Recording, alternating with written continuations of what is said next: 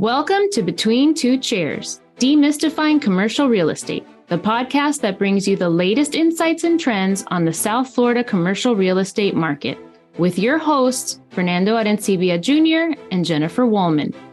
In each episode, we dive into the world of commercial real estate and break down complex concepts to make them accessible for everyone. Whether you're a real estate professional, a curious investor, or just interested in the South Florida market in general, Between Two Chairs is the podcast for you. So pull up a chair and join us.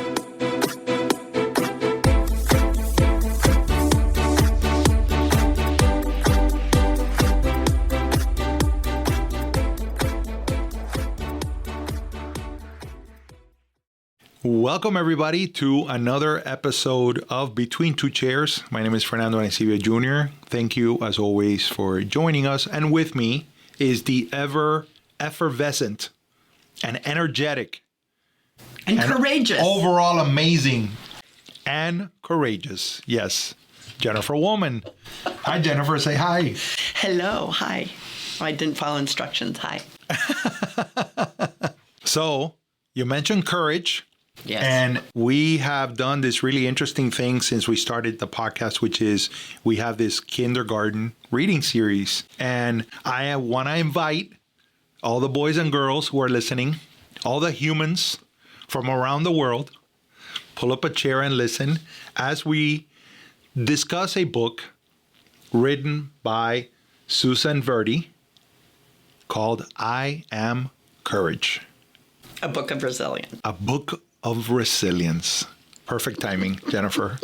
A book of resilience. I like that we've been doing this, and I like out of left field ideas that are connected, because I think so many things in life are interconnected. And I think it's great that we get to dive into some of these things. And a lot of it for you guys that are listening grows out of this idea that everything that I ever needed to know, I learned in kindergarten, right? And so Jennifer and I are big believers in that. And because she is an amazing grandmother, I know that she is totally engulfed in the world of kids' books at this stage. I think it's wonderful. So how do we go about this?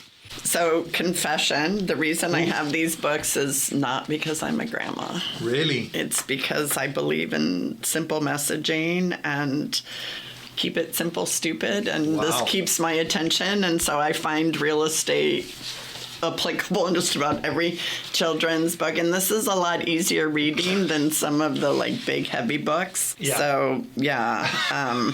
I wish I could say it was because of my grandkids, but well, I'll stick with that story. you It's really because didn't of my have to tell anybody. We would have just, assumed, right? You didn't have to disclose that you're walking in a bookstore. Let's say we're back in 1990 and you're actually buying it from a bookstore.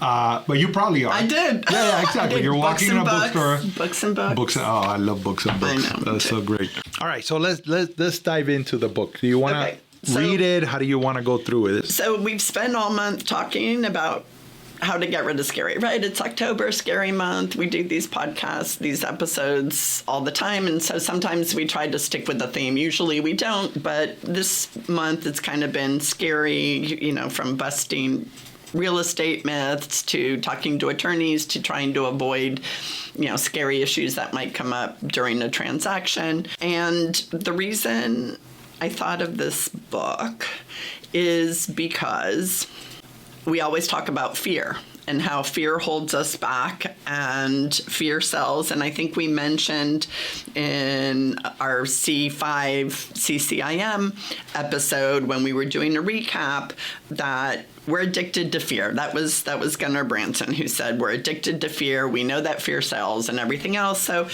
I thought instead of talking about fear, let's talk how to address fear. And so I find strong messages in children's stories, and the message on the front of this flap just really, really resonated with me. So I'm going to read it to you. It says, when we picture someone brave, we might think they're fearless, but real courage comes from feeling scared and facing what challenges us anyway. When our minds tell us I can't, we can look inside ourselves and find the strength to say, yes, I can. And to me, this resonated so much because I've told this story before, but when I first wanted to get into investing, I had already been involved in real estate for, I want to say, about 10 years.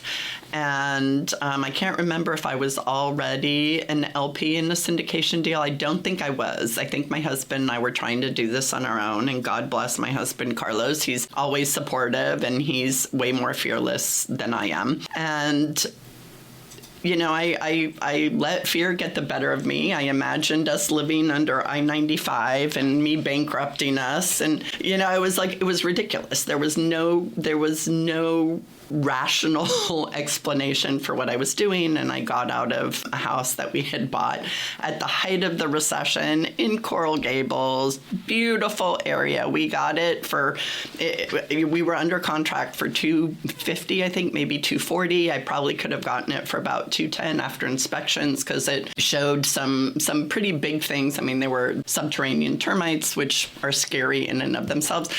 So I lost that deal, and I was getting ready to lose another deal when I finally did the Phone a Friend. And this book, just in very simple ways, tells us how to dig deep and find the courage to get through that. And this year has been a super challenging year for a lot of people. Period. Right. Whether it's in real estate or not, whether it's the economy, high interest rates, the geopolitical landscapes, the horrible weather, we've had fires, floods, hurricanes, and all of those things and the uncertainty cause uncertainty, fear, and desperation. And there was another book that we did this on, which was, The Places You'll Go, and they talk about the waiting room. And I think a lot of people get stuck in the waiting room because of fear. Right. Yeah. And you can't, how do you get unstuck? How do you find the courage to get out? So this book talks about digging deep into your courage, trusting your gut, accepting the challenge, and finding the strength to go on. We wear so many hats in our day-to-day life and in our professional life as well. And a lot of times when we're processing information, you and I mean, we're thinking about, obviously, our families, the people that we know, the people that we care about, our friends, our colleagues. We also always are thinking about the consumer, and we're thinking also about the broker, right? And helping the broker help the consumer. And so I'm always trying to draw lessons from something as simple as this. And if I may read just a couple of the sections, right? It's really at the start of the book, but it'll lead to a question that I have for you. This is the beginning of the book. When there are challenges in front of me, when I feel unstable, like I might fall, and I think about turning back or giving up, when my mind tells me I can't, I look inside myself and find the strength that lives deep down.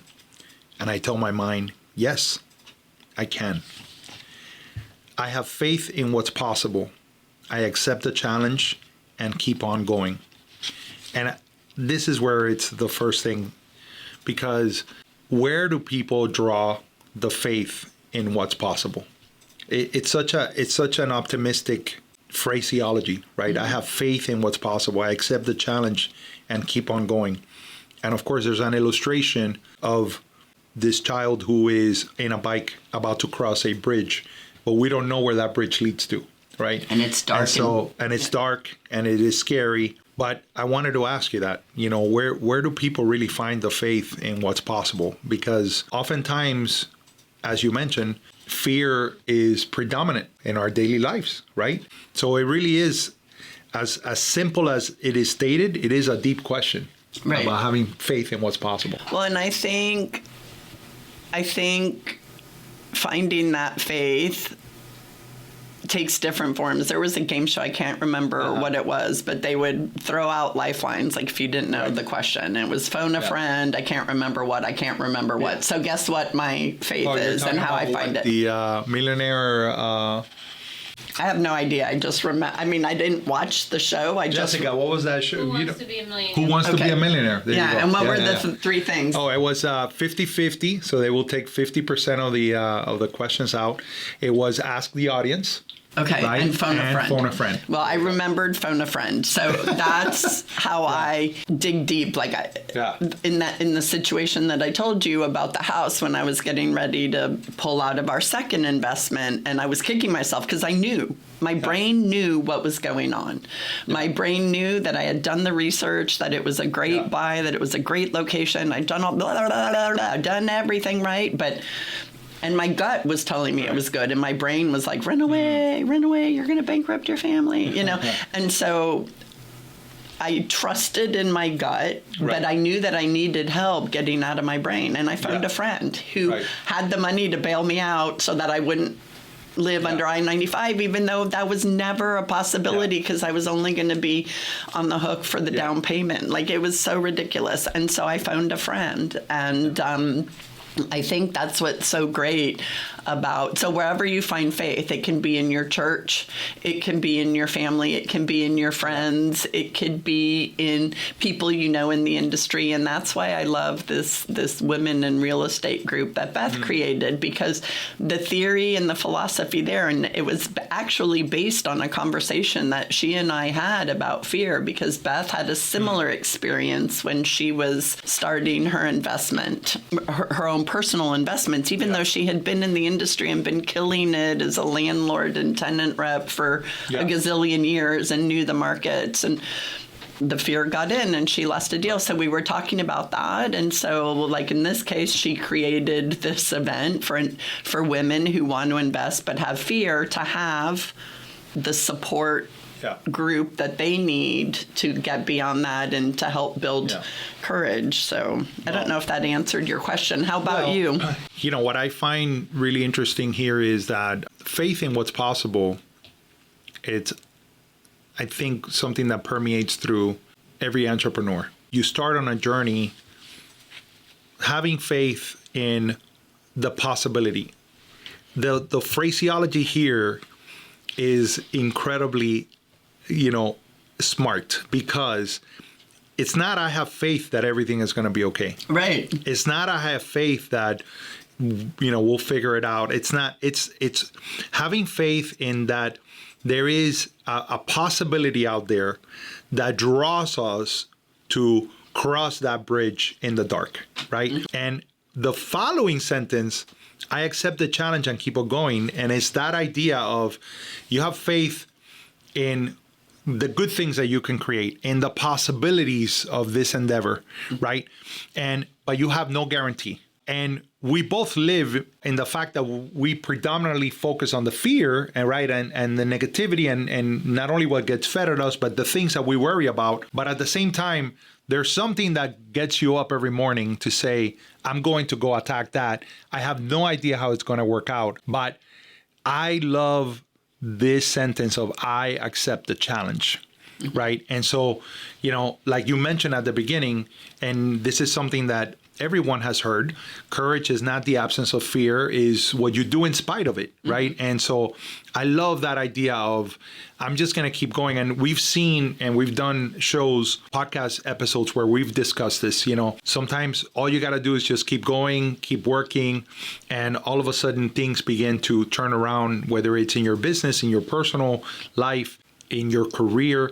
And the choices that you make have to be informed, I think, by having that faith in the possible. I agree. And look at what we did, right? Look at the big jump that we took, a year and a half ago, and left what we were doing, changed it up, and it was because of what's possible. Right? Yeah. We were scared, we were nervous, we were unsure, we don't know exactly what the outcome's going to look like, but we believed in the possibility of what could be, so we took that jump, right? Right. And, again, we've stated before, you have to be comfortable being uncomfortable, and I think courage also gives you that. And so another lesson that I thought was really interesting is as you read the story, there's a sentence, and this is something that I think it's important, is I can trust what my gut is telling me. Mm-hmm. Now, there's so many ways to break this down, right? Because it's interesting. How do you know if you have, if your gut has the right instinct, like what you instinctively feel like, my gut is telling me this is going to be good or this is going to be bad. But there is an evolution in which you have to trust your gut. And when I read this, what I thought about was, oftentimes, especially when people enter a new industry, or let's say there's a new agent that is coming in, right, to the industry, it's very simple to begin to look at the process, right, to be bigger than what it is, meaning that obviously every industry has their own jargon, they have their own procedures, they have their own laws that they have to follow, their regulations, all those things. Sometimes we overcomplicate that situation. And at the end of the day, the agent is always working with another human being, right? And when you're working with a client and a human being, there are certain things that you viscerally feel in your gut. This doesn't feel right. And then some of those agents will come back to us and say, well, what does the law say? How do I handle this? And how do I address this? And I think that you begin to kind of give way of relying on your gut. I think that part should never be removed. You could call it gut, you could call it common sense, you could call it a spidey sense, your instinct, whatever it is. But there is something there that, I think you have to endeavor to develop and to continue to test so that you can continue to trust it. I agree. And I always tell my kids that when they're not sure, I'm like, look, write it down. Write down everything that's in your brain, because there's two parts of fear and there's two parts of courage, right? To me, there's gut or heart and head. And head is where the crazy is, right? The brain is crazy. It's a wild horse. They have that saying in Spanish. It's I'm finally un caballo salvaje. You need to rein it in. After 80 episodes, you admit that there's something crazy going on in the head of yours. But thank you. Yes, and I do have my horsey too. But yeah, so I always tell them, write everything down. That's your head part. Get everything down on paper, pros, cons, what scares you, research you've done, etc. Get it all down in paper, look at it, read it, and then go into a quiet space. Sit with your feet planted on the ground, take 3 deep breaths, and then just focus on your gut and your feeling and silence your head. And ask yourself questions. Boy, that's tough. It is, but it works. I do it all the time. But how do you, and I'm sorry. So I ask questions. I'll be like, my first question is this fear real or am I making it up? Right. I'm writing this down. I'm writing this down. Is this feel real? Is this fear real or am I making it up? What am I really afraid of?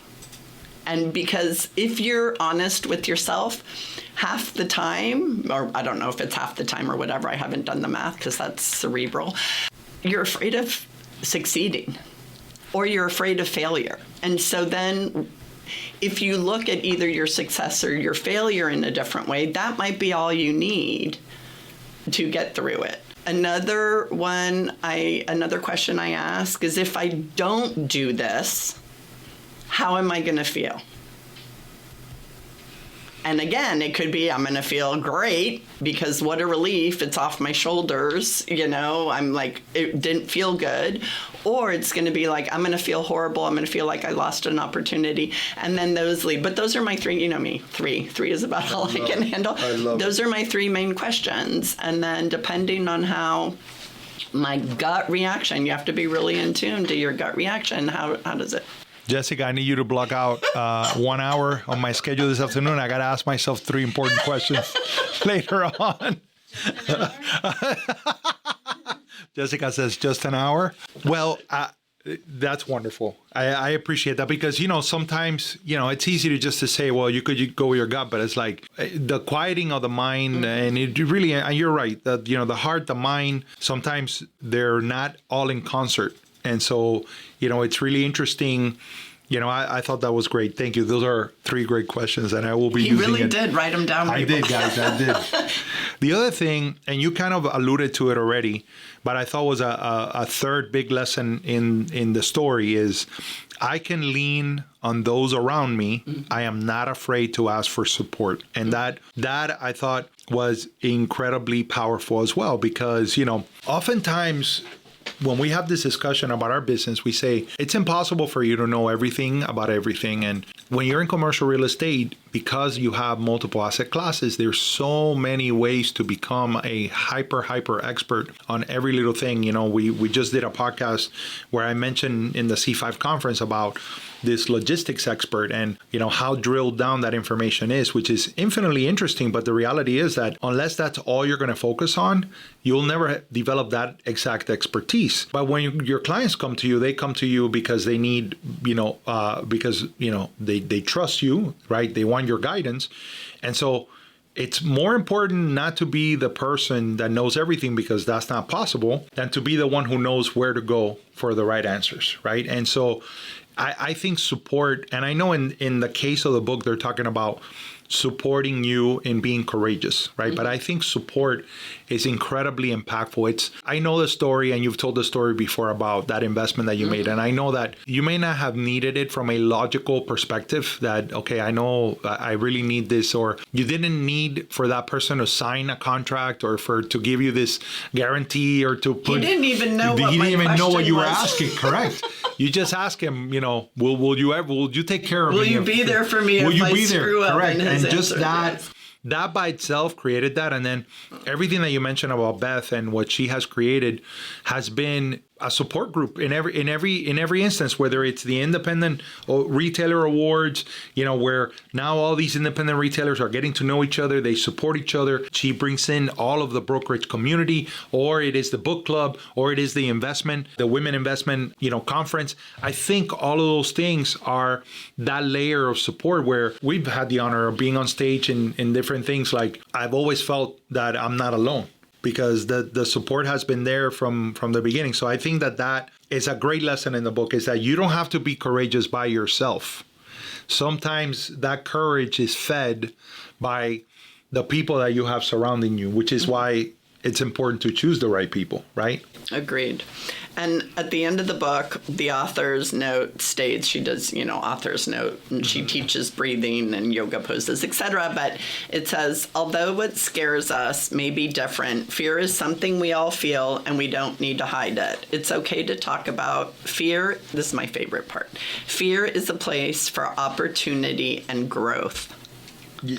Fear is a place for opportunity and growth. Mm. So as anybody listening starts planning for 2025. So it's like the obstacle is the way. Exactly. And it's all the same themes that we have discussed. Exactly. Yeah. And so as you start planning for 2025, think about what you're scared of, how much further you could grow in 2025 if you face that fear. Come up with a plan, including who your support group's going to be, to help get you through or over your fear. Because right now, and I'm taking this quote directly from Spencer Levy, who we spoke about in a previous episode regarding his presentation with Gunnar at C5.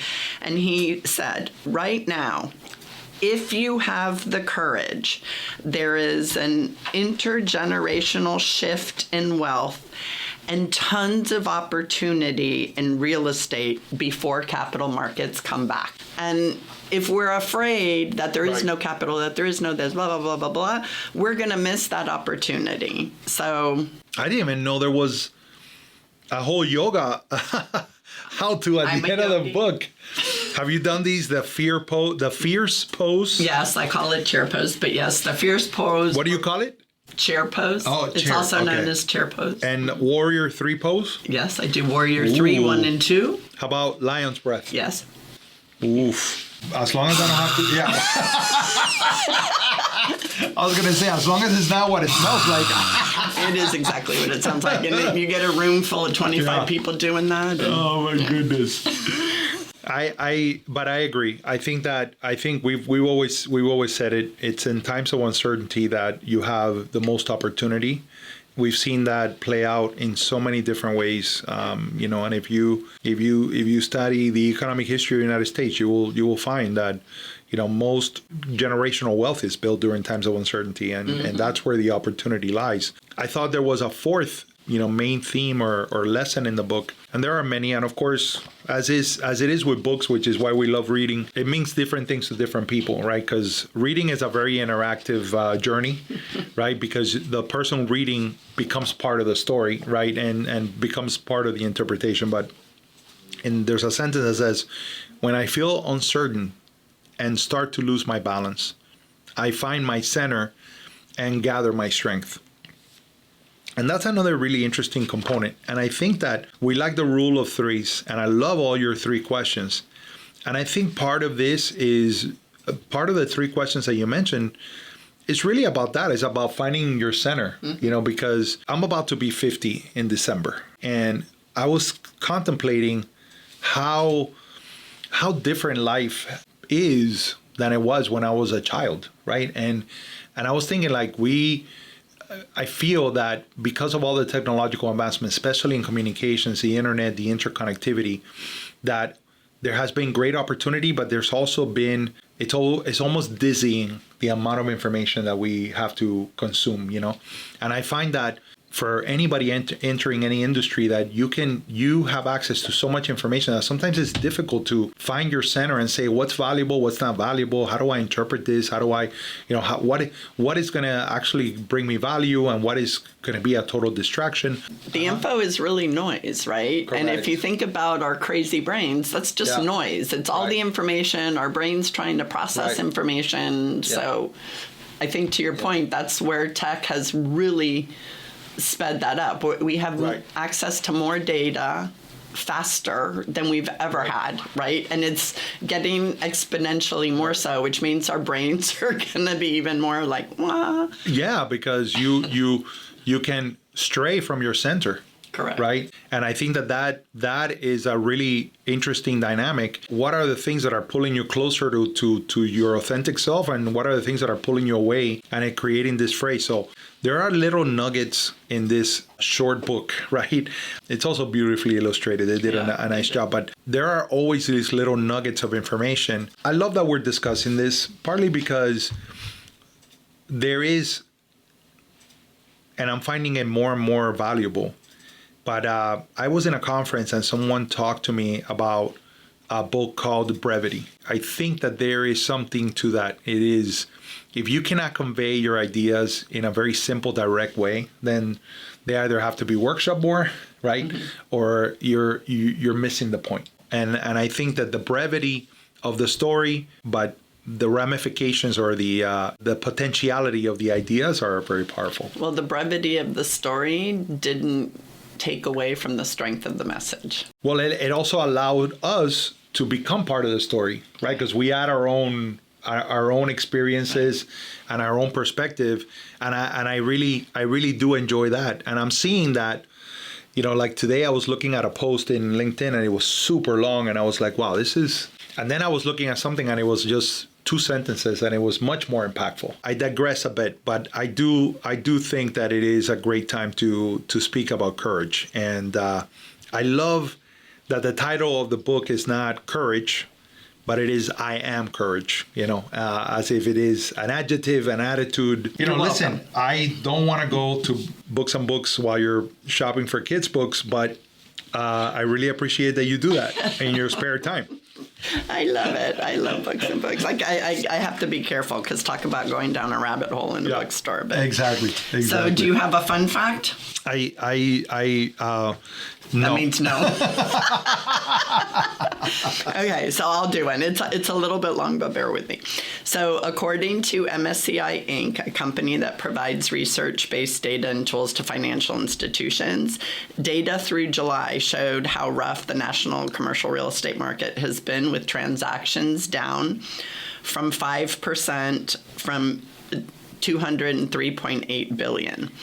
And I throw out that number because there are signs that we are near rock bottom of the cycle. And it's funny, during the Great Recession, my brother, who does a lot of stock investing on his own, he's like, you have to listen for certain words to know when to get back in the market. And it is obviously bottom, trough, and my favorite one is capitulation. When you start hearing capitulation, and I've been hearing more of that. So again, going back to fear is a place for opportunity and growth, and what Spencer Levy says, now is a great time for opportunity. Mm-hmm. So start digging and looking at where the opportunities are, and you're going to have a great fourth quarter and for sure, even better start to 2025. And you know, in regards to opportunity, I do have a stat for you, and that is that yesterday I got to see Ron Sheffield.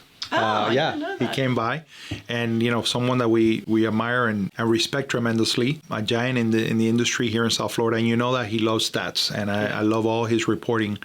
And he was saying that if you look at the transaction volume, and in this case he's talking about residential real estate, in the first 6 months of this year, look at this stat. This is why Ron is amazing. We had the lowest number of transactions than we've had in the first 6 months of the past 15 years.